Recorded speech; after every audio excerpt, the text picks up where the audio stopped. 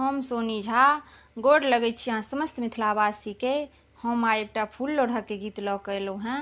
आशा करै छी अहाँ सबके नीक लागत तऽ लाइक कऽ देबै। हमर चैनल मैथिली गीत नाद के सब्सक्राइब कऽ लेब। धन्यवाद। सजा गे मलिनिया मोर फूल डलिया सजा, सजा गे मलिनिया मोर फूल डलिया सजा। जाही जूही ला गेंदा गुलाबुला, जाही जूही ला गेंदा गुलाबुला।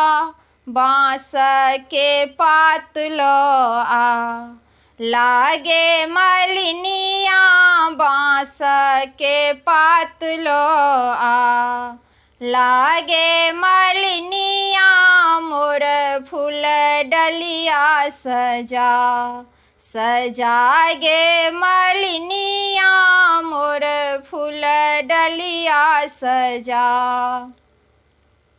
रंग रंग फूल सँ डाली सजाबै, रंग रंग फूल सँ डाली सजाबै। अकोन के पात सजा, सजा गे मलिनिया अकोन के पात सजा, सजा गे मलिनिया मोर फूल डलिया सजा, सजा गे मलिनिया मोर फूल डलिया सजा।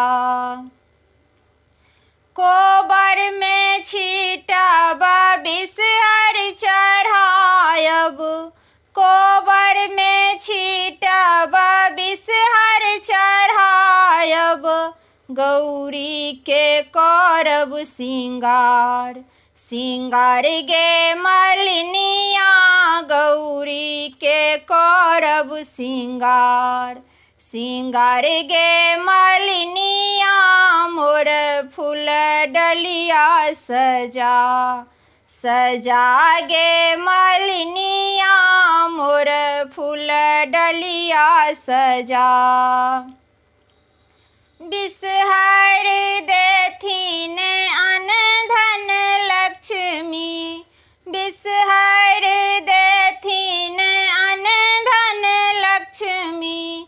गौरी देथिन सोहाग, सोहाग गे मलिनिया गौरी देथिन सोहाग, सोहाग गे मलिनिया मोर फूल डलिया सजा, सजा गे मलिनिया मोर फूल डलिया सजा।